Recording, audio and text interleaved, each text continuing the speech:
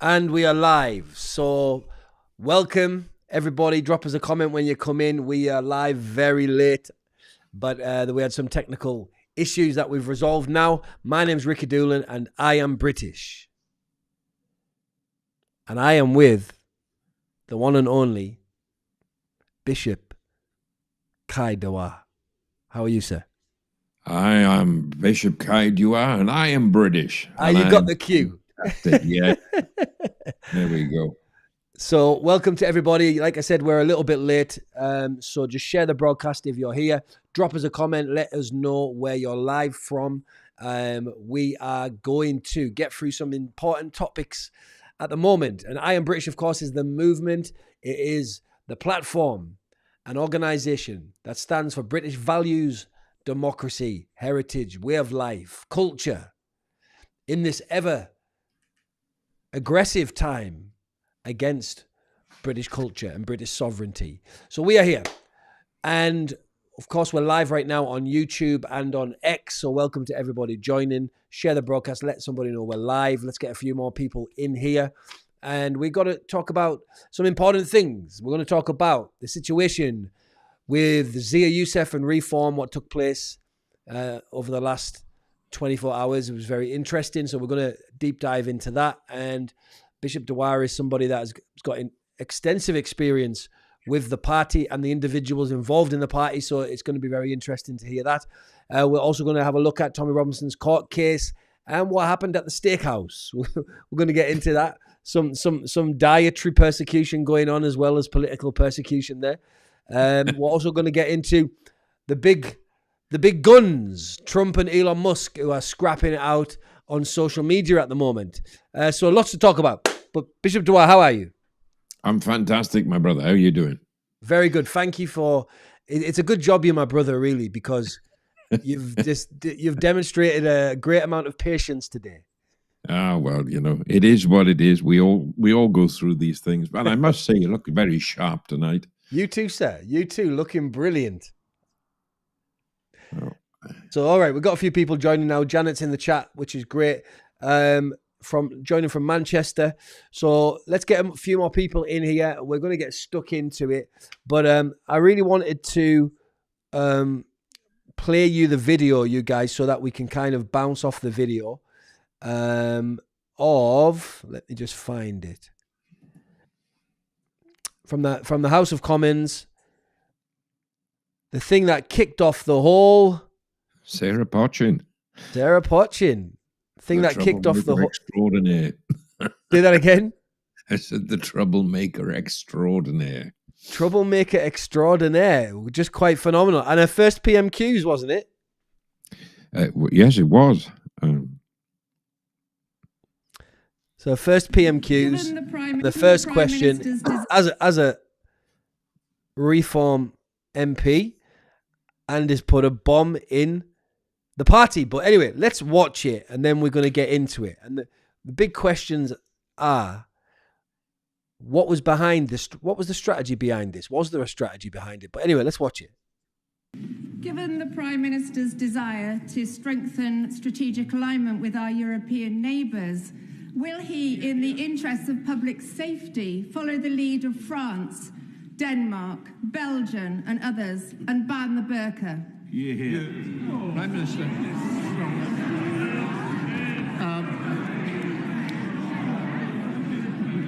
Can I welcome her to our place? But I'm not going to follow her down that line. But now she is here and safely in her place, perhaps she could tell her new party leader that his latest plan to bet £80 billion of unfunded tax cuts, with no idea how he's going to pay for it, is Liz Truss all over again. Although, considering I think she was a Conservative member when Liz Truss was leader, she probably won't. Right, there it is. Bishop, give us a little bit of context on this, will you, while I share this broadcast? Well, I would say, firstly, I think that for those that haven't seen it, Sarah Potchin raised her first question of Prime Minister's questions on Wednesday. to inquire as to whether or not the government would support a ban on the burqa, which is it's not just the face covering. The burqa is an entire body covering that females in the Islamic faith are made to wear. And I'm very specific in saying made to wear, because it is not an optional item for the adherents of that very traditional 7th century Islam. And it's certainly, when you look at certain countries that are under Sharia law or under Islamic rule, it's not an option. So Sarah Pochin raised the question purely based on other countries in Europe that have already initiated either a partial or full and total ban on the burqa across Europe. France probably being the first one. I mean, Italy's long had a national ban on face coverings because of their anti-terrorism laws. That took place in 1975, but specifically banning the burqa, France were the first country in Europe to do that some 16 years ago, I think it was. 2009, I think, when Nicolas Sarkozy banned the burqa in France because of the problems they were having with terrorist attacks and being unable to identify people as a result. However, Sarkozy brought another aspect into it, which we'll talk about in a second, because the position in the United Kingdom is that they wouldn't contemplate a ban on the burqa under Article 9 and under Article 14 of the European Convention on Human Rights, and that's the protection of religious freedoms. And Article 9 and the Article 14 is the anti-discrimination laws. And because France is a subscriber to the European Court on Human Rights and the European Convention on Human Rights, it's fascinating that their argument for banning it does not correlate with Article 9 and Article 14. So the argument here in the UK kind of doesn't hold muster on those two grounds, because another European country, well, actually several European countries, have already banned the burqa, even though the European Convention of Human Rights applies to those countries. Right. So it's a thing. The one thing I will say that we've just witnessed from the clip is how truly arrogant the Prime Minister is, and truly condescending, to not even bother to attempt to answer the question or even be civil about it, but just, dismiss her out of hand the way that he did, and then take the opportunity to lambaste Nigel Farage, who clearly appears to be living inside Keir Starmer's head rent-free. And that's not a good thing. But going back to what we were talking about, the burqa thing, right? Because it was a big thing. Where we mentioned the European Convention on Human Rights, Nicolas Sarkozy, who was the president of France in 2009 when they brought the ban in, he said this, right? And this is where I think the argument really comes unstuck for the liberals that are saying that it shouldn't be brought in, because this was his justification. He said, the problem of the burqa is not a religious problem. It is a problem of liberty and women's dignity, because the burqa is not a religious symbol. Okay. Now, the Muslims claim it's part of their religion, right? Mm-hmm. But this was his argument. And the European Convention of Human Rights could not be applied to the burqa ban, which is why it still exists in France. He said it is not a religious symbol, which is true. The burqa is not a religious symbol. It's not a key symbol, like the cross is the religious symbol of Christianity. Like the Star of David and the menorah are religious symbols of the Judaistic faith.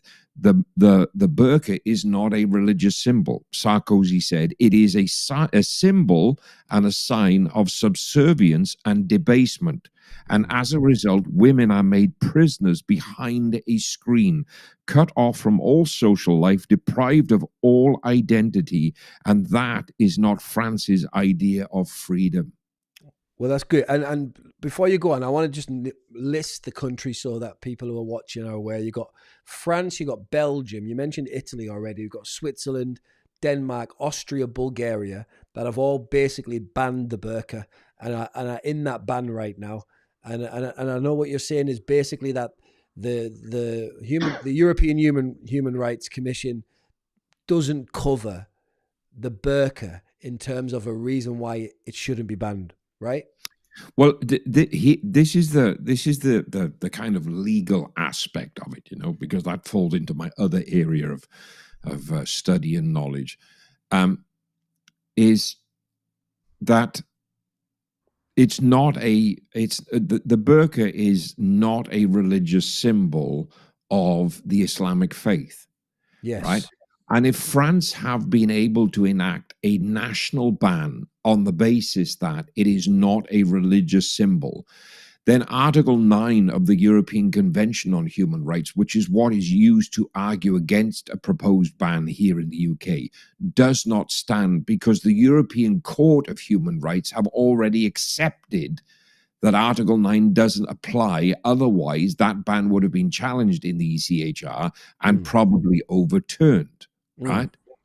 So then there's the argument within the European Convention on Human Rights, where they argue about Article 14, right, which is the discrimination section of the European Convention on Human Rights. But France's argument, as Sarkozy said in the quote I just read you, was that this is a sign of subservience and debasement, forcing women to be made prisoners behind a screen, cut off from a social life, deprived of all identity. And that is not France's idea of freedom.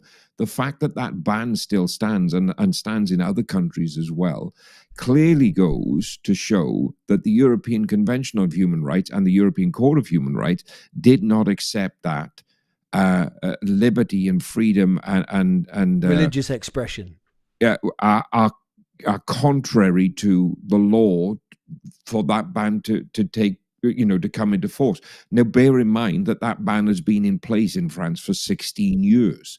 Other countries have followed suit after that, but France was the first country in Europe, and Britain was still a part of the European Union at the time it took place, to ban the burqa. Right. And it is on those grounds that I would probably support a proposal, certainly a vote in the Parliament on proposing a ban on it. But here's another interesting thing for you, right? The Daily Express conducted a poll, right? And those they polled 31,000 readers. So this is not the standard YouGov poll. The Daily Express has got 31,000 readers. Yeah, apparently, right? But they polled 31,000 readers, and 96% of the people polled are in favor of banning the burqa. So you do your maths, and that is close to 30,000 of the 31,000 people that were polled are in favor of banning the burqa. Right. So, okay. So we know that the British public are definitely interested in banning the burqa. It's been raised in Parliament. Keir Starmer and a lot of his cronies and a lot of the other kind of Islamophobia crew, they all gasped when Sarah Potchin mentioned it in the question in horror. Like, how could you say something against anything to do with Islam? It's like in that big gasp in the room. And of course, I mentioned it on the last stream that, and I tweeted out something today when Keir Starmer was busy tweeting about Eid Mubarak, and today is a D-Day, by the way, 81 years celebration. Do we call it a celebration? Not a single one of the government ministers, Keir Starmer's cabinet, posted about D-Day. You're right, exactly. But they were busy posting about Eid Mubarak, right? And I don't know how many Eid Mubaraks there is. I don't know how many times we are. These guys are celebrating these things. It was something else called Hajji or something today. I have no idea what it is. I don't care what it is. I'm tired of other cultures coming first in our senior leadership of Great Britain. It's tiring. It's nauseating. We want to hear about British Christian culture because that's who we are. And those that are coming with different cultures, it's fine. Do your thing. But the culture of this nation stands as British, and we stand in our Christian heritage. And somebody was arguing in the comments today about we're a multicultural country. No, we have our own culture. It's called British culture. That's who we are. And other cultures are living within our culture, but it can't be a multicultural country, because if it's a multicultural country, then it has no culture at all. And that's absolutely not the case. We have our culture. It's wonderful. It's rich. It's long. It's got so much beautiful art, so much beautiful culture, so much beautiful heritage. And we are not going to erase that for this dream of a diverse DEI multicultural utopia that's never going to happen. So what's happened today, I thought it was a good move. And what I was saying about Keir Starmer was that he was busy saying Eid Mubarak instead of even mentioning D-Day. And what I tweeted out was, Labour are busy sending out a special message to all of their donors, right? Because for this kind of blinded support of all things Islam, it can only lead back to two things: financial donors or voter base, or a combination of both. That they've just got this complete drive to just forget about anything to do with British and to go straight out for the Islam thing, the foreign thing. And it's just painful, Bishop. It's painful to see it all of the time. Well, today in the Islamic calendar is the Qurbani Day, the day of ritual sacrifices. And many people will have seen on Twitter that the sacrificial bull in Small Heath escaped. Small Heath, when you go back 50, 60 years ago, was an area of Birmingham that was about 80% Irish population and 20%, locals, and is now 96% Muslim in the space of one generation. That's Small Heath in Birmingham, is it? Small Heath in Birmingham. It's a 96% Muslim population. 96%, unbelievable. Yeah. And the sacrificial bull escaped, and I'm pleased to report that the sacrificial bull was not captured and returned, but has been taken to an animal sanctuary. So disclaimer: no bull was harmed in the making of this film. I'm just pulling it up, man. I'm going to find it. Let's get it. Let's put it on. Yeah, I've not seen this yet. I'll be honest with you. I'm very, very opposed to the halal method of slaughter. I think it is barbaric. We are a country of animal lovers, and we have done a lot for the protection of animal rights through the years. And to allow such a barbaric practice, it to me is just totally unacceptable. I really do not think that it is right that an animal is treated with such barbaric or in such a barbaric way during the process of slaughtering an animal. Okay, here we are. It's on now. Look at that. This is in the UK, guys. This is not Kathmandu. This is not Bujumbura. This is the UK. Interestingly enough, when the video starts playing and everybody watching it, the hotel there that the bull's running in front of, I've stayed in several times. I know exactly what road that is. I used to go up that road at least once a week. Bishop, look at that. Look at that. Yeah. People are out on their bikes, man, and the bull's running around. That's a young bull as well. Looking at the size of him, that bull's about 2 or 3 years old.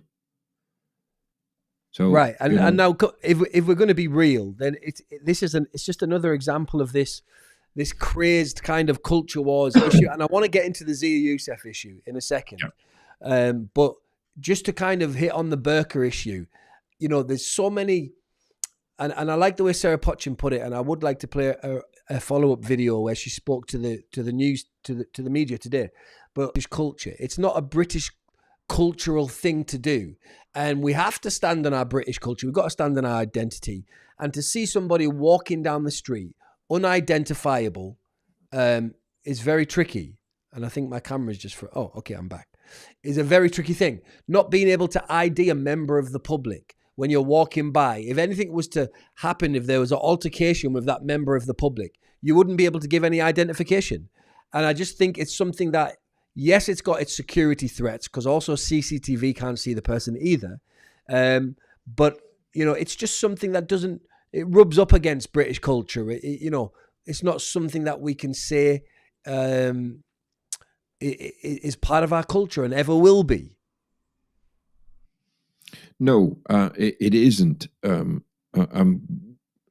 There's a lot of British people that I'm aware of that find the use of the burqa themselves, find it offensive to British culture, but also find it offensive because, in their opinion, it is a regressive tool to take, you know, women's liberty and women's right. And I say that based on, I mean, I've done a comprehensive study. I didn't go straight to theological seminary when I, you know, was younger.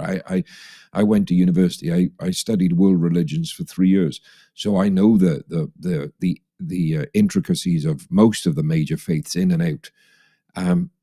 And there's an awful lot within the Islamic faith that is repressive towards women, in particular. You know, women are held in a second-class citizen role, and one of the punishments for not wearing the burqa is you know, physical violence from your spouse. Well, we have massive laws in this country. We have fought very, very hard, even up till 2015 and 2016, with the introduction of new laws to deal with spousal abuse. And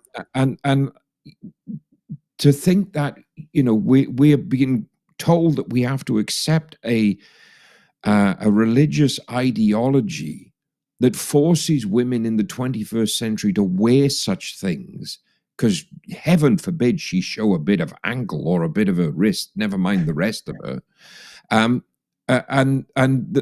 If they don't, that they can be, you know, beaten severely, and nothing can be done to the husband because it's quote unquote a religious practice. That is just absolutely ludicrous in my mind and in my logic. And a 7th century barbaric faith has no place in 21st century society. And what concerns me is, of course, that within the construct of that religious ideology, there is absolutely no recognition of any other form of culture or any other faith. So, you know, we're horrified by certain things that we see in certain practices within that religious ideology, but you know, those are forced on a culture and a society that they even refuse to acknowledge the validity of. That's why we've seen so many of these illegal Sharia courts springing up in the UK and various other things. So there's a lot to be dealt with there. I know I was looking at the comments just a second ago. You know, Prophetic Angel 75 says the issue is, Islam has many practices that are not favorable to women. Should we also be involved in those things? It doesn't matter what religious ideology you are or what culture you come from. If you come to the United Kingdom, you are responsible to adhere to the laws and the cultural practices of the country that you are in, not try and import your barbarism and your ideology to supplant the law. I cannot. A good example is today, right? I'm not going to go on a rant here because the bish is on fire tonight. Do it. Right? A good example is today. There are 3,000 mosques in Italy, right? But today, they took to the streets 2 miles from the Vatican, blocked off the streets to pray in the street. Why? Why is it they always have to turn into the streets? Now, I cannot go to Saudi Arabia. I cannot go to the Emirates. I cannot go to Iraq or Syria or Turkey or anywhere Pakistan, for example, that is under Islamic law and do exactly the same. If I do, I will be arrested. I will most likely be tried under blasphemy laws. And in certain countries, I would be put to death as a result of doing something like that. And I'm at this point where we're at a cultural tipping point. We're seeing it in Ireland right now. Ireland is probably going to be the first nation in Europe that ends up in a full-scale civil war purely over the religious ideology being imported through legal and illegal immigration into Mainly Ireland. illegal. Right? But I include the legal as well, because there's a lot of legal immigration that's being allowed to take place in Ireland. True. Ireland is at a tipping point. And the police are losing control of the streets, even as we speak, because of this thing taking place. Yes. If it happens in Ireland, it's going to happen in other European countries. We're seeing it already on continental Europe. And I'm concerned about what is setting place. I've been saying it for 2 or 3 years. Britain is on a precipice. We are at boiling point where there is a potential of a cultural war, a civil war fought on the streets of the UK, and it will be of a sectarian nature, because it will be based on adherence to a particular religion. And this is the problem that we have in the United Kingdom, right? I am a Christian. I'm a very, very proud Christian. I would give my life for the gospel, and I would give my life in service to Christ. But I live in a democracy. Yes. The church has a role in society, right? But the church no longer dictates the laws and the bylaws and the culture of this British society. We have seen that eroded through various parliaments throughout the last few hundred years, right? That's a reality I've had to accept. As much as I would still like this country to be a theocracy and governed by the laws of God upon which this country's democracy was built, we're not there any longer, right? So the church still has a place in society. It has its role to play, and we are allowing consecutive governments to legislate us out of existence with each new parliament. And what concerns me is that we are importing, for want of a better expression, a new form of theocracy into this country that has no regard for the laws of this land, democratic or theocratic, that has no regard for the culture, that is coming here with one singular purpose. Yes. And that is to usurp this country's laws, usurp this country's culture, and impose their own upon us. That cannot be allowed to happen. And to address one of the other comments, if there is any law or any religious practice that is not favorable to women or anybody within their thing, that is contrary to the laws of this United Kingdom, then those cultural and religious ideologies must not be allowed to dictate the laws of this land, plain and simple. Exactly. Nothing can come in and discriminate against our cultural standards and our laws and our values. It just can't. And this is one thing with Islam and all of the different parts that are coming in with it that is attempting to do that. And I was recording yesterday for the Dodge Woodall show, his podcast, and I was getting into it about these things and making it very clear, because Charlie Kirk came into the UK a couple of weeks ago, and he mentioned on GB News that Islam is not compatible with the West, and the GB News people apparently were freaking out. They thought, how can you say that? And he went on his own platform and said, he was shocked that GB News were freaking out that he's exercising his freedom of speech to a level where he can say the truth, which is that Islam's not compatible with the West. And on this podcast yesterday, I said that Islam is actively working to take over Britain in terms of the cultural side, the political side, the religious side, everything. It's active. And most of the time, a lot of Muslims are not even trying to hide it. They'll be saying it on the streets, saying it on their podcast, saying it because that is the base ideology of Islam, which is to dominate, right? And to the Islam spread around the world, not like Christianity. Christianity spread around the world like a wildfire via the Spirit, via evangelists, via apostles moving around, spreading the gospel, just like Jesus told them to. But Islam spread by the sword. Muhammad being the number one general of the armies, spreading the early Islam around by force. They used to go town by town, city by city, forcibly converting people to Islam. I mean, this is history. This is not speculation. This is not Islamophobia. This is history, right?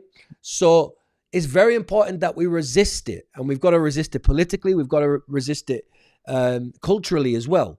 And you know, I really want to get onto the fact, but it's very important to note that Britain has approximately around 4 million Muslims in its populace right now. And I made a point today on X, which is that, okay, not all of them, but the majority of them will have either immigrated to this country or being first or second generation immigrants, like their fathers or their grandparents immigrated to this country, right?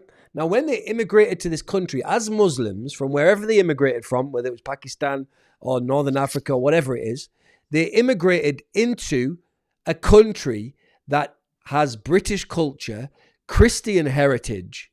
They knew that when they arrived in this country. In fact, I would go as far to argue that one of the main reasons they wanted to come to this country is because it had such an amazing environment, an amazing place to live, because of its Christian British culture.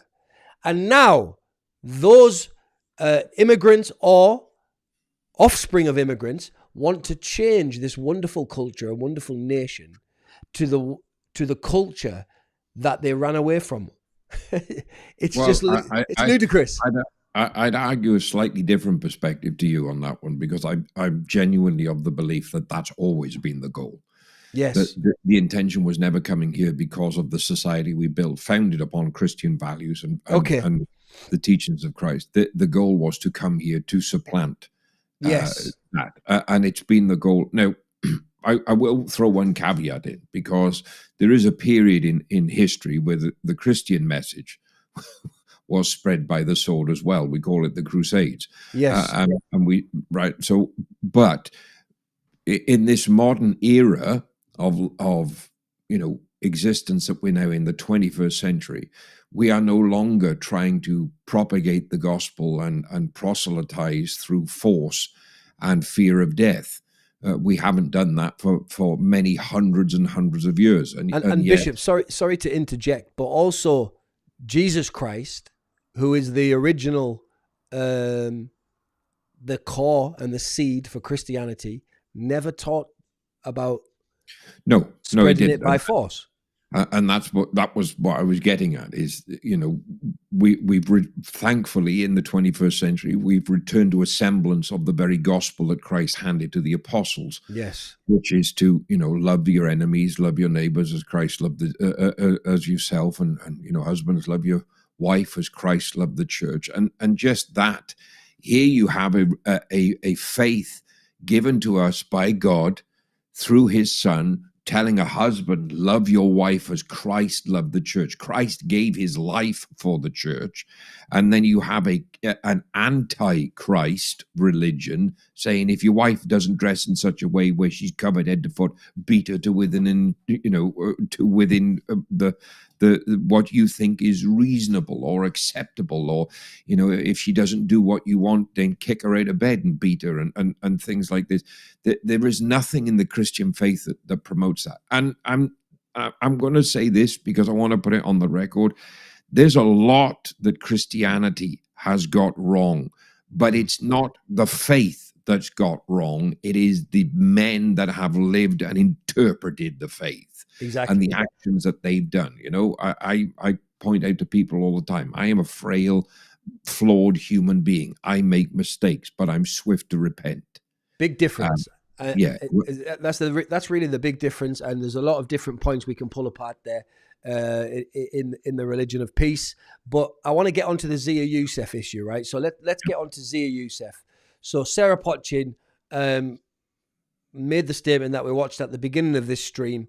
in the PMQs, which was about banning the burqa. Now, obviously, what we've seen with reform in the months prior is we've seen a party that's been basically headed by Zia Yusuf, who's obviously a practicing Muslim. His full name is Mohammed Zia Yusuf. And you saw him, he was also the biggest donor, individual donor to the Reform Party to the tune of around £250,000. And we saw Nigel Farage, the leader of Reform Party, really kind of retract on some key issues that involved Islam, such as obviously mass immigration. We all know that the mass immigration problem that we have, which is an invasion, it's not just immigration, it's an illegal invasion that's been going on for like best of a decade now. We know that the majority of people that are coming on small boats that are entering the country illegally are Muslims, okay? And we saw Farage backtrack on that issue. We saw him, I believe it was towards the end of last year, where he said it's impossible to deport these people, politically impossible. March of this year, he said it. Was it March? Yeah. Okay, so March of this year. And in that same interview, he also said we can't alienate Islam or alienate Muslims because we will lose. So statements that you wouldn't normally expect to come from Farage, but knowing that there was a practicing Muslim being the top donor and being kind of the senior person in the party, it was kind of obvious why he's going in that direction, and also why he would consistently attack Tommy Robinson, who obviously is seen in the Islamic community as probably the strongest and loudest voice against the religion of Islam. So now for this to happen, which is Reform MP coming out, surprisingly to Zia Yusuf, according to his X account, to say something that is going against Islam. Is that what's caused Zia Yusuf to resign, Bishop? No, there's more to it than that, far more to it. And I would say this, looking at Prime Minister's questions on Wednesday, when Sarah Potchin asked the questions, very clear she had the support of the other Reform MPs sitting on the benches surrounding her. Something that was proved yesterday when Richard Tice, the deputy leader of Reform and former chairman of Reform, the man that Zia Yusuf replaced, came out and openly said both to the press last night at the Count in Hamilton and on Talk TV yesterday afternoon that this country should have an open discussion on the possibility of banning the burqa. So there was clearly a fracturing Yes. Of party policy. Now, Yusuf came out on Wednesday and labelled his own MP dumb. Yep. I've got the tweet on the screen right now. Let me just read it. So, nothing to do with me. Had no idea about the question, nor that it wasn't policy. I'm busy with other stuff. I do think it's dumb for a party to ask the PM if they would do something the party itself wouldn't do. So Zia Yusuf was in the dark about this. Supposedly. I'm going to be honest with you, right? It's a very little known fact, but I've talked about it a few times. I used to work for Reform UK. Yes. Or work with Reform UK. I worked as a consultant, so to speak, and on their campaign here in Wales, and did a bit of national stuff as well for them. I've worked with Farage. That's a man that would sell you his mother if the price was right. So I don't believe one thing that Farage is saying about it's, what a good guy Yusuf was and how sad he is that he's resigned. I think Farage is relieved that he's resigned. It's a well-known fact amongst reformers that Yusuf was trying to bring in thousands of Muslims into the membership of Reform. I truly believe that was within the context of a takeover, so to speak, or the usurpation of the platform that Reform has with a view to being involved in that. Many people wouldn't know, and it is known amongst the parliamentary elite that Yusuf has attempted to do a similar thing, utilizing the Conservative Party before. Well, just to strengthen what you're saying there, I heard on the grapevine, whether it's true or not, I don't know, but I heard on the grapevine that they had arranged a private dinner with Nigel Farage, and they had charged people to be around the table at that dinner, and that they had charged people to the tune of £20,000 each to be at this special dinner with Farage. Whether it's true or not, like I said, I don't know. It's speculation in a way, but this is what I've heard, and that the majority of the people around that table paying £20,000 a head were Muslims. Well, that wouldn't surprise me at all. Farage supposedly brought in Yusuf to professionalize the party and clean up certain things. That professionalizing the party has been the absolute demonization of anybody that dissented from the party rules or the party line, and it was Yusuf that was dictating the party line. Let's not forget that as chairman, certainly not Farage as the leader and parliamentary leader. That has led to an awful lot of people walking away from reform, feeling very, very disheartened. It meant a complete restructuring of their chapters throughout the UK. A lot of people that have left the chapters as a result of Yusuf himself and what he's done in restructuring that. And I know very, very good people that were key figures in reform prior to this general election, this county council election, that had, been with reform for more years than I could count. It's certainly been with Farage from way back in the UKIP days. Gawain Towler is both a friend and somebody whose professional reputation that I respected, that clearly Yusuf had an issue with and fired him and got rid of him.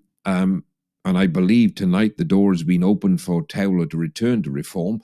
And the person he replaced him with to deal with all of their press and media relations has been an absolute disaster. Gawain has a 25-plus year reputation with the British legacy media. And it was very clear to me that Yusuf was brought in for one reason and one reason only, and that's the money that he brought, because his knowledge of the political environment and the machinations of the political environment, it is very, very clear this man is not skilled at all in the political arena.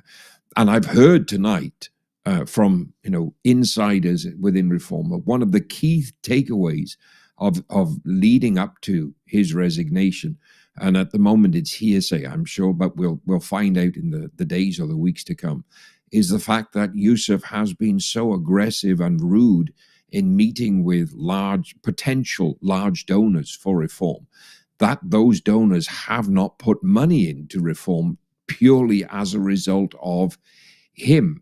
Now, whatever that reason is that's caused that, if there's any truth to that, I don't know. But a political party that is in the position that reform is now, to run a successful general election campaign in 2029 is going to need at least 10 to 15 million in the bank.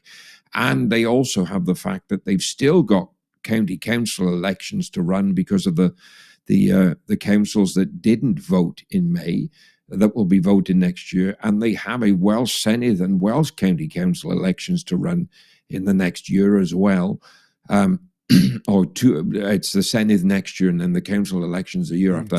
So they've got a lot of national election campaigns coming up that I conservatively estimate at least 15 to 20 million in the bank is needed if they're going to have any success with those. And if you've got a voice like Yusuf that is behaving the way that I was told in confidence, so I'm not going to name the people that have told me, that is driving donors away from the party. Yeah, that's a dangerous place for any party to be in. Now, I believe, and it's my opinion when I say this. This is not based on hearsay or facts. This is my opinion of having worked with them. And you're allowed to have your opinion. Yes, we do have freedom of speech still. Thanks be to God. But I believe that Farage has allowed some of the things that have happened under Yusuf to take place, Mm-hmm. because at the moment Farage's sole goal is becoming the next prime minister.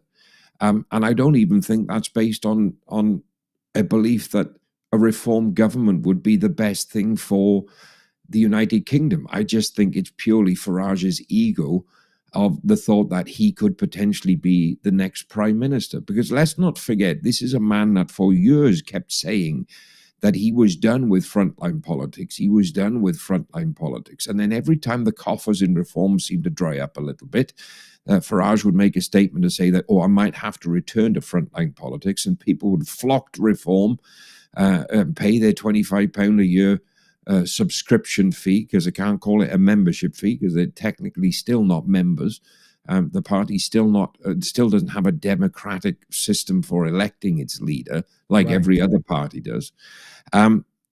So I find all of this somewhat disingenuous, but I'm also mindful of the fact that behind closed doors, there's probably a big play taking place about money. And what I'm fascinated to look at in the next week or two, when the likelihood of records being updated is, Yusuf might have resigned as chairman, but has he resigned as the one of the two directors of the new limited company that was formed to replace the old limited company that had Farage, Tyson, Paul Oakton and whoever as their directors? We won't know because it'll take a few days to update the Companies House website. Well, I'm glad you mentioned it. It's on the screen right now.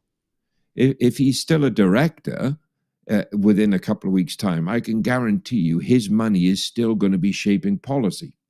Yeah, that's the one there. So this was filed in February. Yeah. So the thing is, if he's resigned as a director, right, it's going to, by the time they file the change of directorship and remove him, it's going to take a couple of weeks for Companies House to update that. But that's going to be the big one to see how much of this is just bravado or whatever, or whether there really is truth to some of the rumors and things that I'm hearing. Yeah. And when I say it's hearsay, it's because there's no proof, but it's coming from people inside reform. Exactly, which should be the most sound account, isn't it? Because they're people who are on the inside. And well, it's a well-known fact that there has been large-scale unrest over Yusuf and his policies as chairman, and probably been that way for the 11 months that he's been involved in the party and been the chairman of the party. Hasn't been the chairman of the party until they actually won the seats in the general election. But there's an awful lot of people that were deeply concerned, especially, as you rightly mentioned, the fact that after his appointment as chairman, Farage softened their stance on mass immigration, softened their stance on mass deportation, softened their approach towards the Islamic community. And I also think there's another factor in that as well. And it's Farage trying to shift himself to left of centre to appeal to the kind of lightweight Labour vote, as I would call it, that would normally tend to follow the Labour Party line, but are feeling very, very disenfranchised by their own party at the moment because of the current government we've got and all of the lies and backtracking and goodness knows what that we've seen from the Labour Party. So I'm expecting two major shifts in personnel within two of the largest parties at the moment, because we've seen Yusuf resign now, and how that takes the fullness of shape and form is yet to be unfolded with the limited company. But hopefully that will be enough to force Labour voters to put enough pressure on the Prime Minister to move the Chancellor of the Exchequer as well, because her credibility is now shot to pieces with the backtracking on the winter fuel payments and all of the infighting there. Well, let's just stay on reform. Knock-on effect, but I'm saying hopefully it has a knock-on effect. But all eyes are going to be on reform for the next week or two to see how it affects them and repositions them, because as we've seen from the polling, reform have dropped a few points in the polls in the last 7 days, and Labour are starting to catch them up again. Right.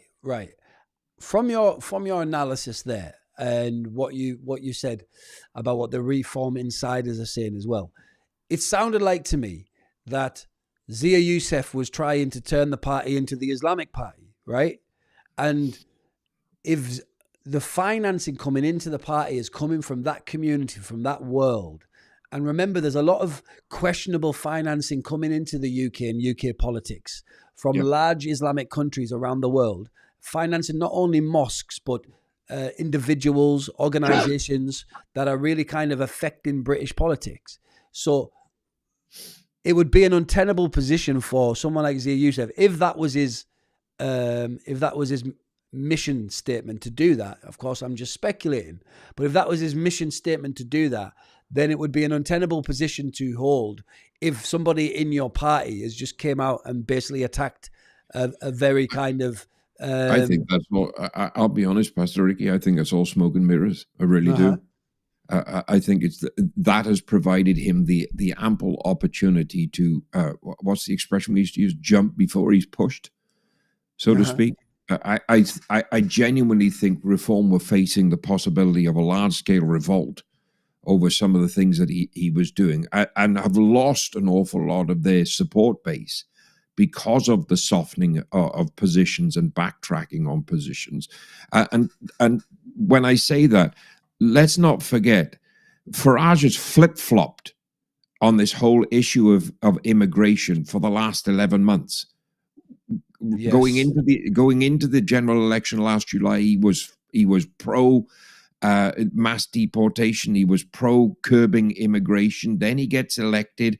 Yusuf is made chairman. All of a sudden, his position softens. You know, he publicly stated he doesn't believe in mass deportations. You know, we need to control immigration. Before he was talking about we need to stop immigration. Now we need to control it. You know, I remember all the days post the general election 2019 when Farage was no longer relevant. And all of a sudden, he's down at Dover every day shooting videos about the boats coming in. Now he's not even talking about the boats. And I put it down to the fact that it's because of the religion, not the ethnicity, the religion of the people, the majority of those people jumping on the boats and coming over from the northern coast of France. And who was in charge of the Reform Party at the time. And then when the whole Rupert Lowe issue broke out, and let's be honest, you know, Zia Yusuf and his actions in that whole situation hugely embarrassed the Reform Party, making false allegations against Rupert Lowe that both the CPS and the police proved to be completely untrue. Of course. And I genuinely think just that the whole unrest about him, the unprofessional way in which he's dealt with things, and this backlash of you know, Reform voters basically having had enough of, you know, all of a sudden this pro-Islam agenda that was being played out, that I think behind closed doors a lot more has gone on. And I think Farage's public statements of how sad he is to see Zia Yusuf no longer the chairman is what we used to call crocodile tears.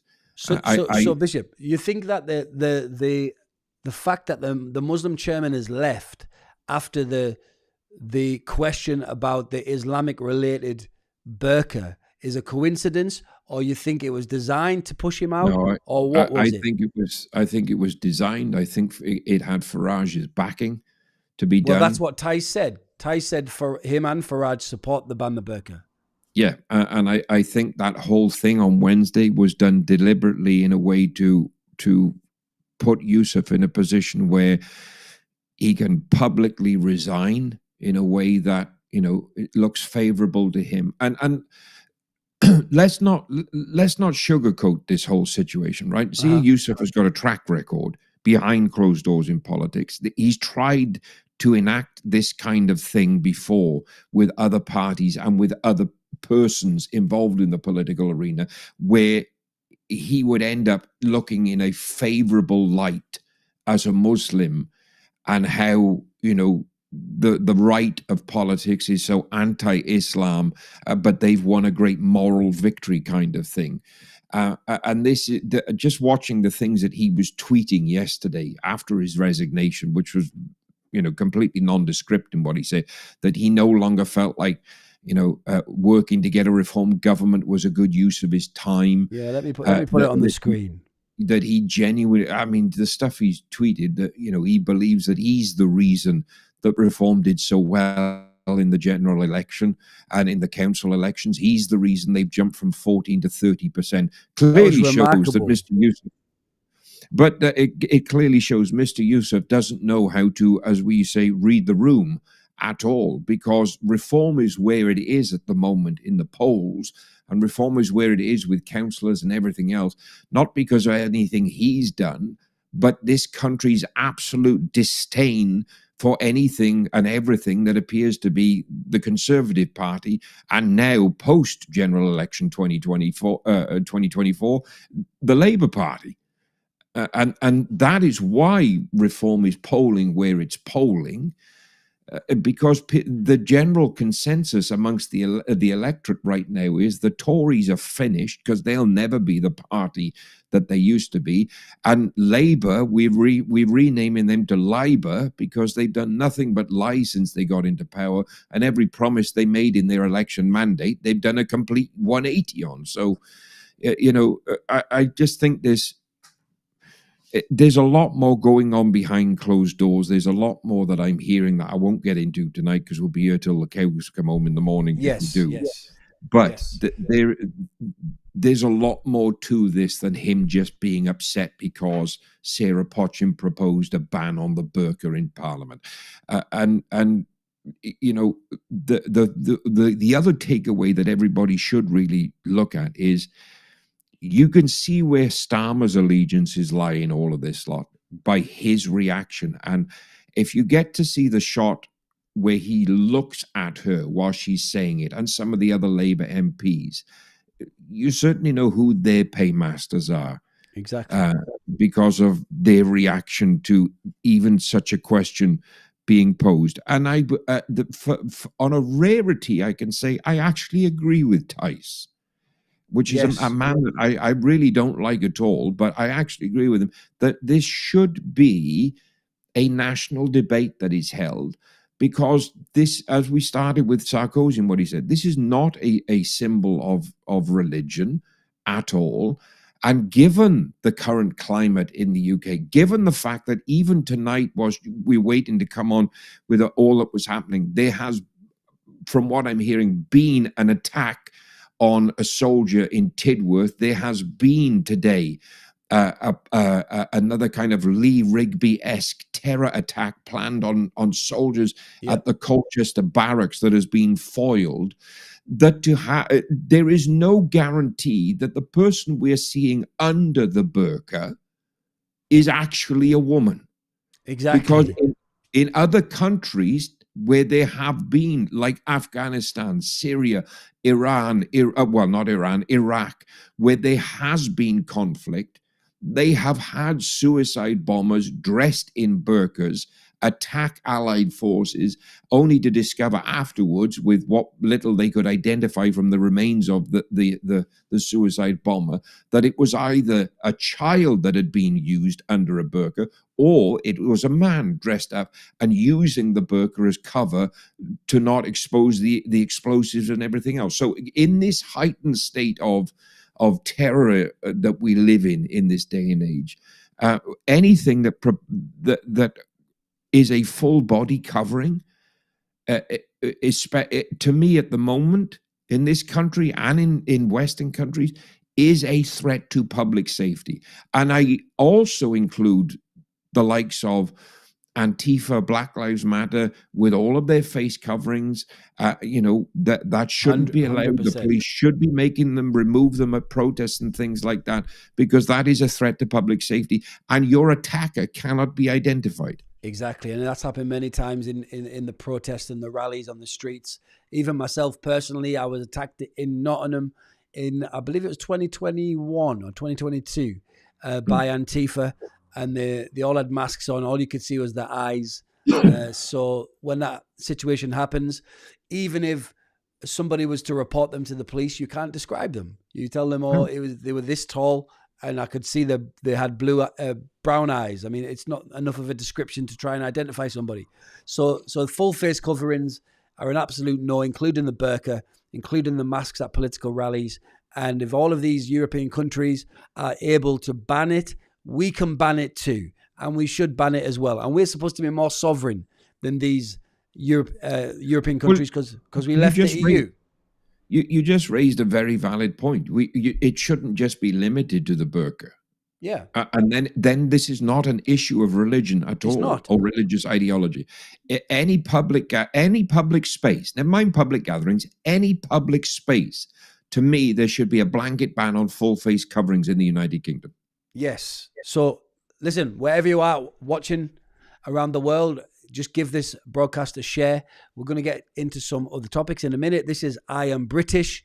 This is the platform that stands for British culture, values, traditions, and also freedom of speech. So it's a freedom of speech platform. We will speculate. We will speak our opinions without apology. And if you like them, great. If you don't, then it's your own choice. But we will speak them nonetheless. So just the final one, really, on Parliament and governance, because, of course, on the cultural movement, we've got Unite the Kingdom with Tommy Robinson that I want to speak about in very soon. In Parliament, I think everybody's still looking, including myself, and maybe even yourself, although I know you're a little bit out of party politics these days, but we're looking for a home politically. Many people actually in Britain. And as you said earlier on in the discussion, you said that many people went to reform and are with reform because there was no other option. And I think we saw Katie Hopkins at one point say they're the best of a bad bunch.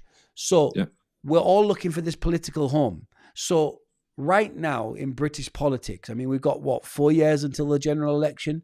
Potentially, yeah. What do you see is going to take place, or what do you see, or what do you think needs to take place? Because obviously we need to win that parliament. Italy's done it. Holland has done it, although Holland's in a bit of a mess at the minute. America's done it. Obviously Hungary's still strong. Surely it's our turn. Well, I'm going to say this, right?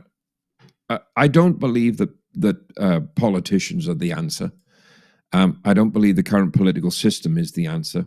Everybody that I talk to says to me, well, Bishop Kai, the system's broken. And I explained to them, no, the system is working perfectly because the system has been designed to work like it's currently working. Where you have an elite group of, 650 people controlling the lives of 62 plus million people in the United Kingdom. They do not. Our parliament is supposed to be representative. Unfortunately now, when you get elected, if you don't toe the party line, so it doesn't matter what your constituency say or what the people in your constituency want you there to represent, it's all about toeing the party line now. That's professional politics, right? Okay. That's not people power. That's not democracy. That's professional politics. And we have a prime minister that says he would choose Davos over Westminster any day of the week. So you see... You see exactly where his allegiances lie because he's more indebted to the WEF than he is to Westminster. So right now, the solution is not any of the parliamentary parties, in my opinion. And unfortunately, to say vote reform is to literally say I'm voting for the lesser of all evils, in my opinion. The real power of this people, as Tony Benn quite openly stated in his questions, where is the power that you derive? Who is it derived from?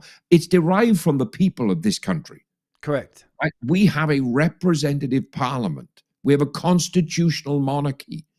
Power is executed in the name of the crown, but that power is derived from the people that elect it. So I proposed a solution for years. Right? And the solution is for 1 or 2 parliamentary cycles, we don't need a parliamentary party there. We don't need the Labour Party or the Conservative Party or the Lib Dems or the SNP or the Greens or whoever, or Reform. We need to send, as people of this United Kingdom, we need to send a clear message to the political elite of every party in the upper house and in the lower house. And that is, this system, this bi-party rule that we've had for over 100 years is over. And the only way we do that is we have 650 men and women across the United Kingdom that put their neck on the chopping block as independents. And the people of this country rally behind individuals in their constituencies, not in the vain hope that we're going to get the leader of a party to be the prime minister. We elect individuals to represent that constituency, and from those, then we choose who we want to be the prime minister. And then what we do is we have a free vote across Parliament on any major piece of legislation. We start invoking certain aspects of direct democracy, because to me, the leader of your county council should not be chosen by the party that holds the most seats in that council. They are accountable for your council tax money, for your tax money. You should have a voice in choosing who heads up your council. They should be directly elected.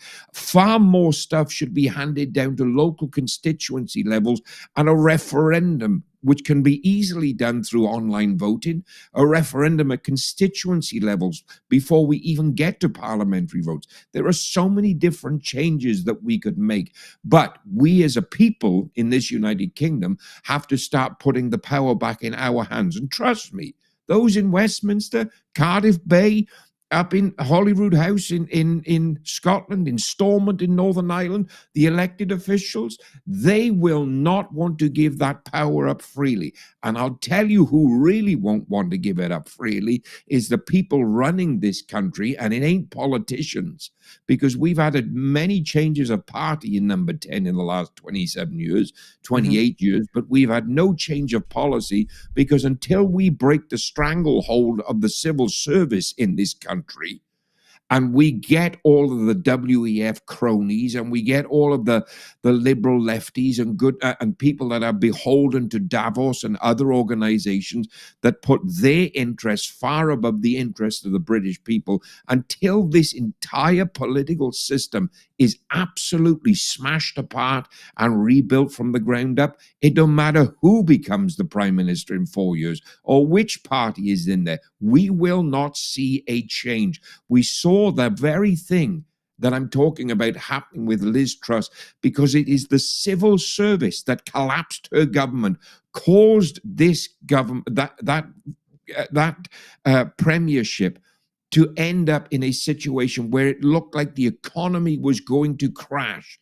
Liz Truss and Kwasi Kwarteng did not have the power to do that. The civil service did that to this country and forced a prime minister into resignation. So we've got to take power back into our own hands. And like I said at the United the Kingdom rally last July, for all the trouble it got me into and all of the backlash I got as a result of it, the people that I stood in front of that day, they're the people I believe in this country. They're the people whose voices should be represented. Everyday working people across the United Kingdom that want their country back, that want their country to do well, that want their fellow man to succeed.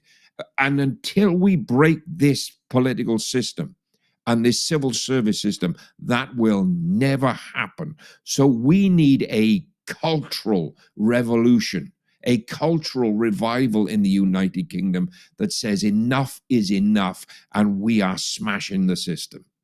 Interesting. Okay. Want to talk about Tommy Robinson now, seeing as though you've also just led into that well, because your solution that you propose is the cultural solution.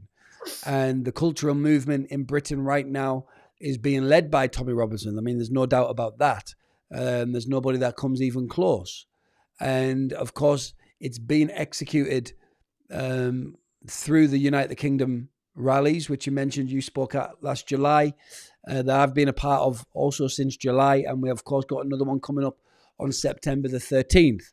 Now, Tommy Robinson has just came out of prison, as everybody knows, and hit the ground running as I expected. I went to visit him probably about 4 or 5 weeks ago now, and I knew he was going to come out hitting the ground running, because even inside prison, during that solitary confinement spell that he was in, that long solitary confinement spell, he was still on fire. He still had the ideas of what he was going to do when he came out, and he expressed all of them to me while he was in prison. So I knew he was going to hit the ground running. I don't think he's stopped, actually, since he came out. Of course, he's just been in court, which was, what day is it? It's Friday today. It was yesterday. So he was in court. Another ridiculously bogus charge thrown at him. Another 100% clear effort of lawfare upon him, where he is being now charged with harassment with intent to violence or leading to violence. I can't remember how it was worded. It's harassment with fear of causing violence. With fear and cause of violence, right? So basically the Daily Mail reporters doxed Tommy Robinson when he was on his holiday with his children and his family and lots of other people. And they were on holiday in the country of, was it Greece or Cyprus? Cyprus, I think. It was Cyprus. So he was on holiday in Cyprus, and the Daily Mail reporters, obviously unannounced, took photographs of him, his children, put out his location as well. And this was right in the midst of the Southport riots. They blamed him for the riots, number one, inciting the riots, which was false, of course. Everything that Tommy Robinson did during that period, every time he come in front of the camera, he called for people to be calm and non-violence and tried to diffuse it, if anything. But they blamed it on him, and then they doxed his location, and they put his children at risk. Of course, there's many people, including Islamists, that want to attack Tommy, attack his family.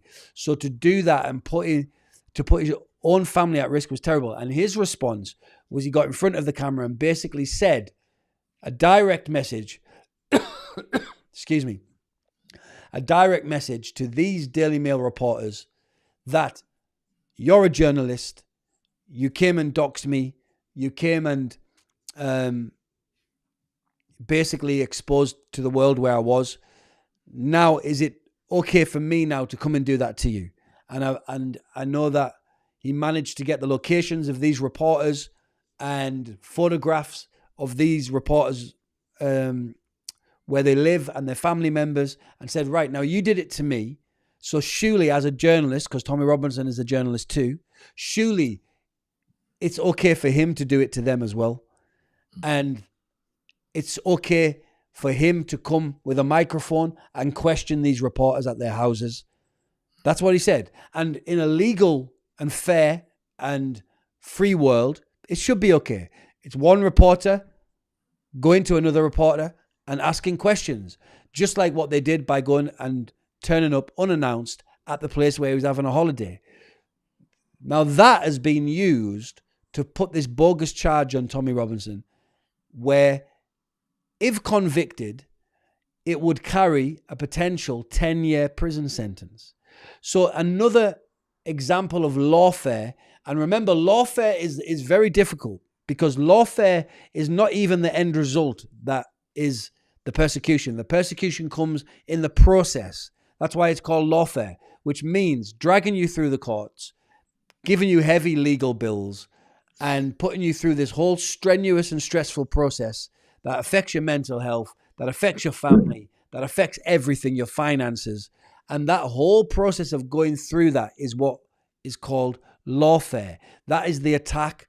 That is the damage. We're seeing the Tates go through it now. We saw Russell Brand go through it. We saw Donald Trump go through it multiple times, up until the point where they realized it wasn't going to work. So let's try and put a bullet in his head. So Tommy Robinson's going through it again. He is definitely the most politically persecuted person in the whole of the UK. He is definitely the most politically attacked person, wrongly in every every situation we've seen in Britain. And when's it going to stop, Bishop? Well, as long as he's a threat to the establishment, it isn't going to stop.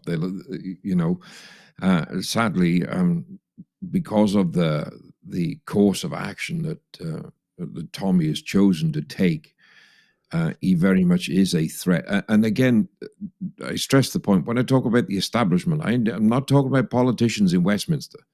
I'm talking about the civil service and the people behind the closed doors that are doing these vile and terrible things that he keeps exposing. So as long as they exist and they have any form of power, they will utilize the monkeys that sit on those green benches and utilize the system to prosecute and persecute somebody like Tommy because of what he says and what it exposes.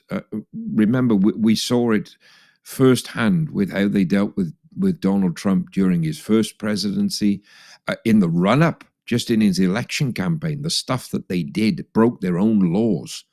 The Hillary with the dodgy dossier and goodness knows what. The liberal left and these elites that are so entrenched to, this globalist organization will stop at nothing to silence and permanently silence anybody that bears a threat of exposing the truth of what's going on. And that's why when people like myself, like yourself, Father Calvin, Canon Phil, Canon Brett, Reverend Chris, and others dare to stick our heads up above the parapets in defense of both this nation and our faith, we become targets as well. Nowhere near the scale that Tommy Robinson has been a target, but anybody that dares to speak out against the establishment becomes another name on their political hit list. And by that, I don't mean that they're trying to take us out by bullets or any other. I just mean they will stop at nothing to destroy your life. And that's the danger of the forces that we're fighting against, is they will never fight fairly. And they fight in such a way that it's not a case of just silence you and put you down. They want to absolutely destroy you so that even when you're down, you have nothing left of a life at all. So I don't think there will be a cessation to these kind of things for as long as he's putting truth in the public arena. And it just goes to show how gutless the journalists of today really are, because clearly what they've done is, I believe in the old-fashioned principle, what's sauce for the goose is sauce for the gander, as the old saying says. But this lot, they can give it, but they certainly can't take it, because the moment somebody has done to them what they've done to, at that point, somebody that, because they don't consider him a journalist, so somebody they consider to be an ordinary member of the public, and putting his children's safety in danger by what they did, the moment that shoe is on the other foot, what do? They run after the authorities and cry wolf. Now, the irony is the CPS is going to have one heck of a job to try and prove the intention to cause violence as a result of what Tommy said. And I'm thankful that for the first time, I watched him coming out of court yesterday in the little kind of press conference they gave. Right. This is the first time that he's going to receive a trial by jury, which means all of the evidence is going to come out. And on top of that, I think they're going to. The public are really going to see something significantly different to the narrative that has been portrayed as a result of this entirely one-sided argument against Tommy Robinson and what he's doing. And I'm thankful for the fact that he has been afforded the right to trial by jury, because it will not be up to liberal judges and a weaponized judiciary to determine his fate now. It rests in the hands of everyday men and women. And I just hope and pray that it is 12 unprejudiced, unbiased, because the media have gone, all out and still are in trying to turn the narrative against Tommy in the things that they're saying. And right now, there's an awful lot of press outlets with things they're writing that by the strictest definition of the law should be done for contempt of court, because what they're writing is clearly a deliberate attempt to pervert the course of justice and to sway the trial in one way over another. Right, exactly, because all the headlines are damning, really. But this is the saddest part is I'm old enough to remember when the press simply reported the news, unbiased, unopinionated. But now, because of the advent of personality politics and this whole way in which the media narrative works now, because now it's not the goal of the legacy media is no longer to report the news. It's about making copy. Right. How many hits can we get on the website? How many social media likes do we get? How many actual physical copies of newspapers can we sell? So there's this whole salacious argument about what they write and how they write, purely on the basis of using the freedom of the press to write lies and to write misnomers and to push misinformation and disinformation. And then when it's proven to be that, the retraction is, they will put somebody all over the front page of a newspaper for weeks on end, and the retraction is 2 lines on page 58 or 59 at the back of the paper where nobody reads that far anymore.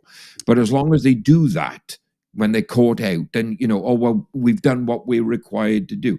No, I'm sick of it myself. I want to see proper journalism. And sadly, we don't get that from journalists. The genuine journalists are few and far between. They are, as I like to say, they're as rare as rocking horse manure in a stables.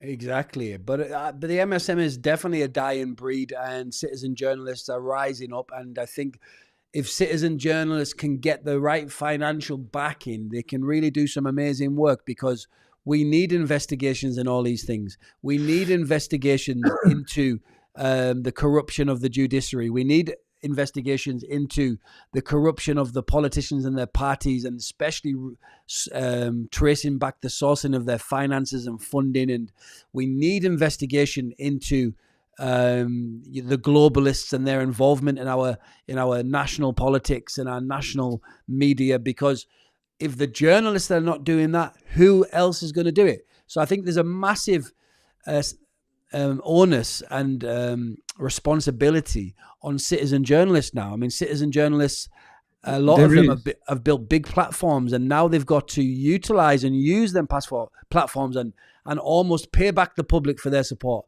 by opening up a can of worms on the topics that matter.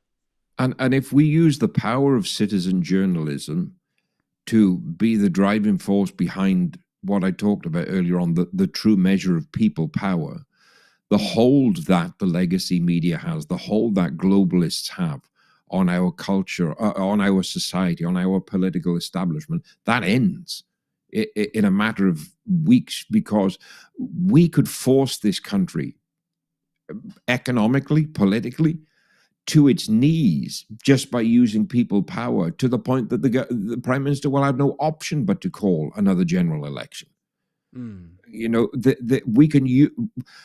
We've got to a position in the United Kingdom where we have allowed the government to use our laws against us, to suppress freedom of speech, to suppress freedom of expression, to suppress freedom of an independent press. I think to even weaponizing the judiciary, for example, there was a point when the new judges swore an oath to the crown to administer justice in the name of the crown.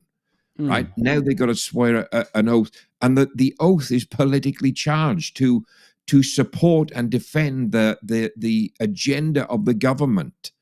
right? And that isn't the exact wording of it, but that's tantamount to what it says in the new oath that a judge must swear to sit on the bench. If you're not in favor of the current government narrative, they won't even give you a looking to be a judge anymore, right? So the judiciary is politicized. We saw that with the nonsense after the Southport riots, when you have a prime minister from a podium in Westminster dictating how judges should deal with sentencing. You don't have an independent judiciary at all.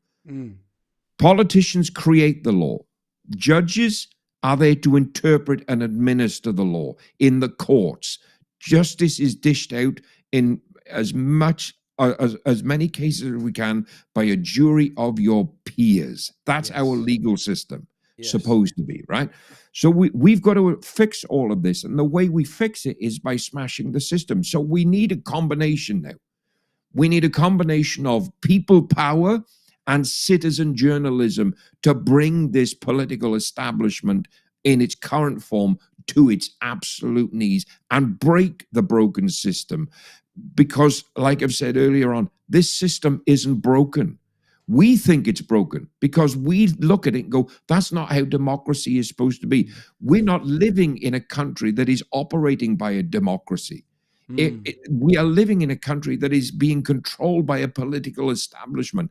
And that's the thing we got to break up. And I'll just keep saying it and keep saying it and keep saying it till we do. And I'm going to throw in one more caveat on that, because in breaking that political system, the one thing we need to do more than anything is see a revival of virtues and holiness and integrity return to this country. And that only happens when Christ is put back at the heart of our society. And there is a reason that there is a cross on that beautiful flag sitting behind you. And because that cross represented the cross of Christ upon which our laws and our society was founded, in the principles of the Christian faith and what the Bible teaches us. And until we get that return to morality, to integrity, to dignity, to virtue, we will never see this country ever be as glorious as it has been in days gone by. Absolutely. And that return to our Christian heritage, our foundation, our value system is essential. And if we look at everything that's taking place right now in the political, cultural atmosphere, it's like we're creeping slowly but surely towards that direction. And of course, the opening of the stage at Unite the Kingdom since last June to the Christian message to funny characters like me and you is certainly a point in that direction. So I'm excited for what's happening. We saw Tommy Robinson come out of prison wearing a Christian cross. He tweeted a Bible verse yesterday. So even, I think, on a personal level, he's also going through that journey of that return to the British Christian heritage, which is a wonderful thing, as he's the leader of the cultural movement. And I think this rally that's coming on September the 13th in central London is going to be a special one, because everything is bubbled up over this last year since we graced that stage in July last year. A lot of things have happened, a whole lot of things, in fact, including Southport, including Tommy's prison sentence, including the ridiculousness of the politics of Keir Starmer and the way he's led our country, including the attack on freedom of speech. So all these things have happened in this short space of time between July last year, when we had the massive cultural gathering in Trafalgar Square, and what is going to be the next big one in September on the 13th. So that accumulation of all of that pressure and all of that movement that's took place is going to erupt on September the 13th. So I'm looking forward to being there.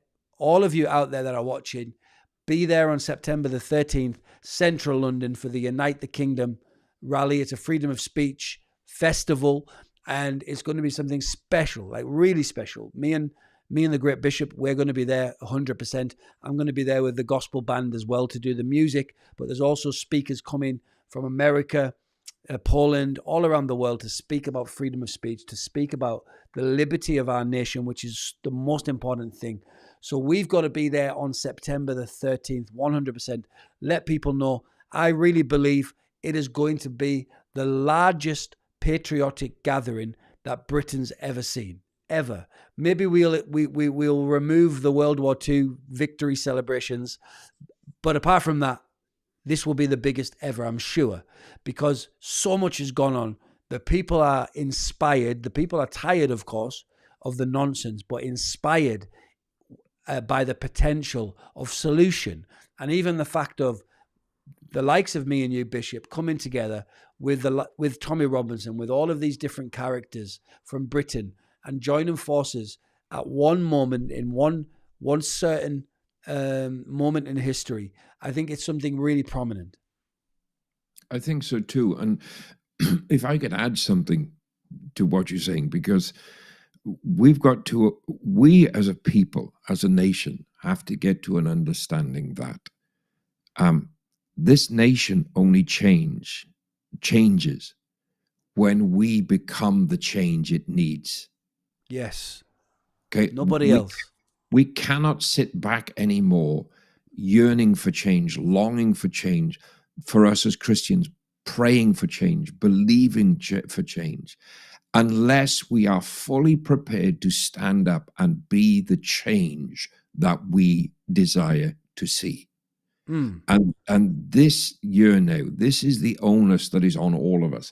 All of these other things that we're talking about, let's not forget one key thing in all of this. They're all just a distraction. Yes. And they are a distraction to keep us as people from realizing this nation changes when we say enough is enough, and we become the change that this nation needs. Amen. And that is to me one of the things that Tommy and others are trying to achieve. But we've got to put all of the things that separate us aside to say there is one thing above all of this that is driving us. And that is quite simply, we want our country back. 100%. And the only way that happens is that we stop talking about wanting our country back, and we become the country that takes it back. Yes. And this is our time and our moment. This is our time and chance. This is it now. There's no other time. This is the moment. You see the tectonic plates of Western culture shifting and moving, and it's now or never. And this is the time for us to do it. So it's important we unite at the Unite the Kingdom rallies. It's important we unite on this platform, which is I Am British, that we spread this platform, we get more people involved. We're going to exercise this platform. We're going to use and build and grow this platform to be a powerful voice and a powerful tool in this fight for our country, to bring our country back to sanity and greatness, and back to serving the British people instead of serving some foreign agenda or globalist agenda. So it's a wonderful time, a wonderful moment for all of us. And just finally, my dear brother, Bishop, I don't want to talk too much on it because I'm drawing to a close. It's pretty late. We were delayed today. Thank you for your time as well. But my pleasure. Let's have a quick comment on the two giants that are battling it out on social media, Elon Musk and Donald Trump. Is it real? Is it fake? Are they playing us?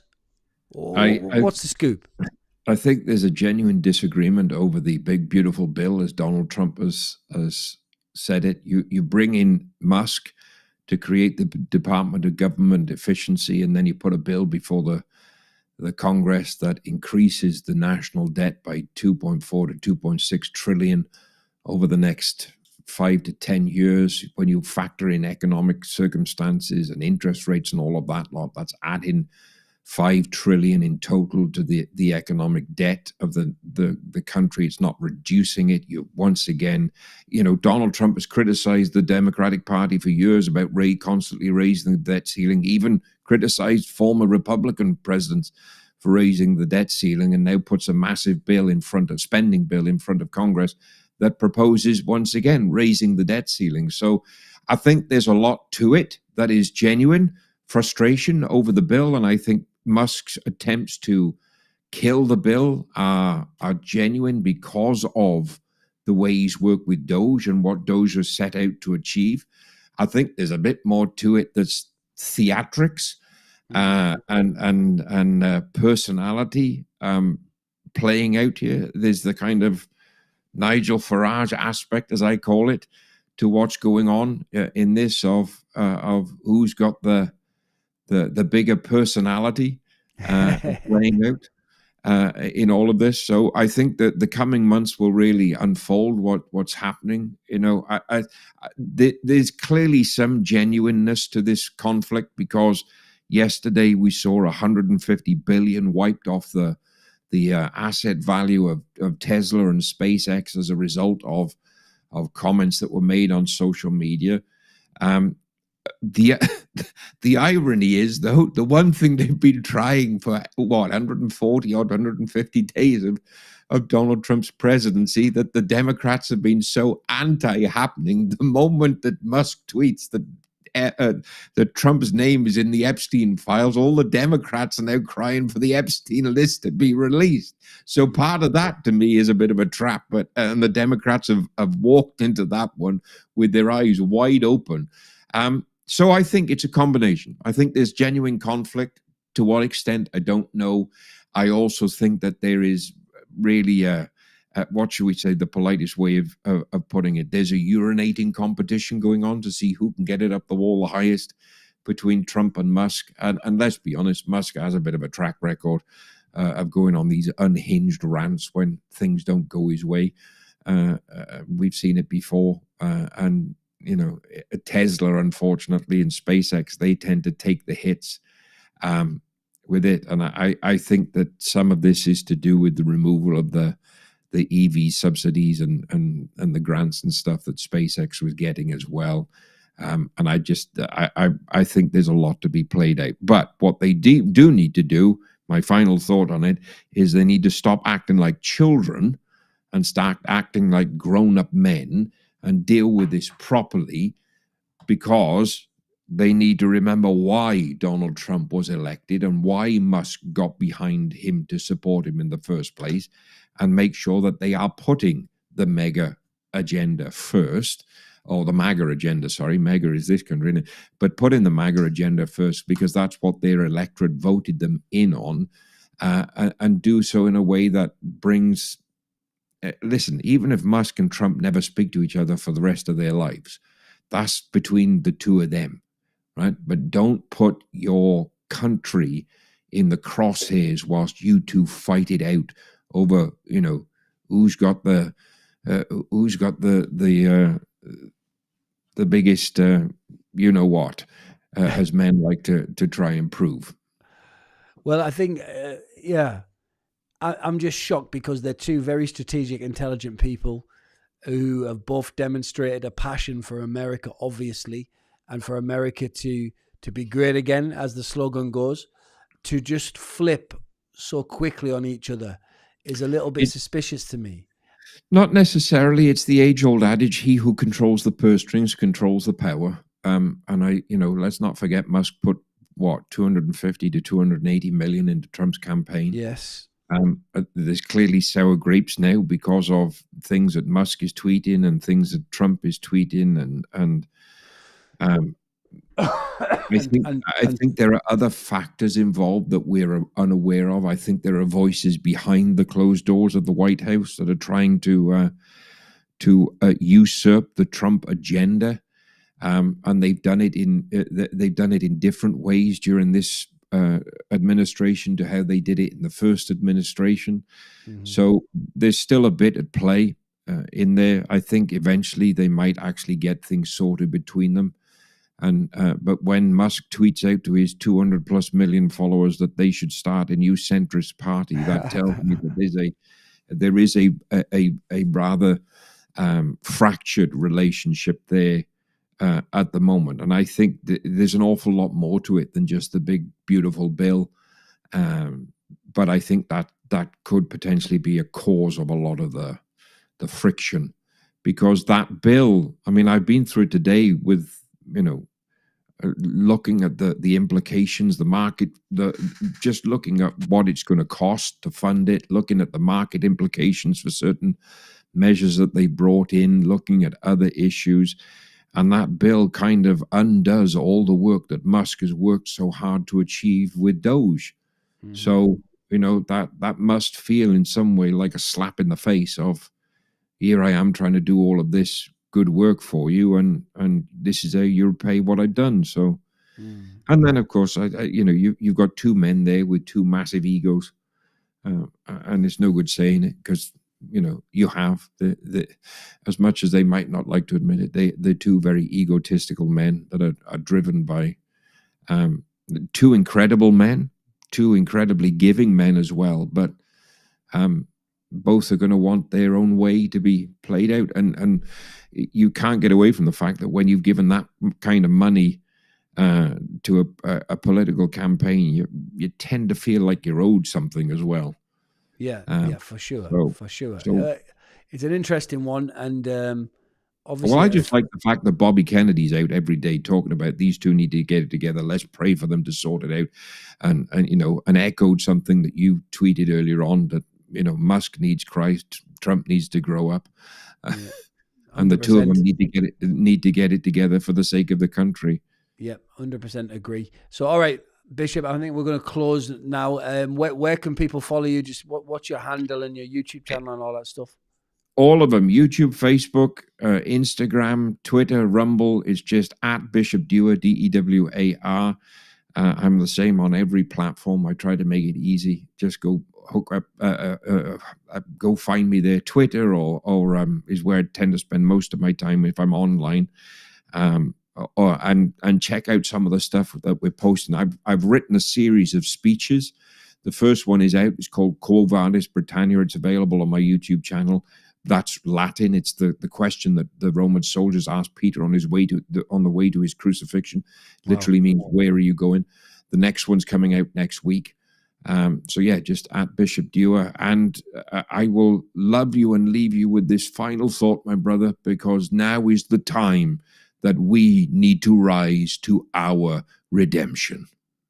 Amen to that. So thank you everybody for watching, and make sure you subscribe to the I Am British YouTube channel, and you subscribe obviously to the X account. We're also on TikTok at I Am British Real on all platforms. You can also get my own personal one at Real Ricky Doolan on all platforms as well. So we'll be back every Friday. We're going to go live, and we'll go live a little bit more as well when there's some breaking news stories and things like that. But this is the platform for free speech. It's the platform for standing for British values, traditions, democracy, and love you so much. We'll see you again. I Am British.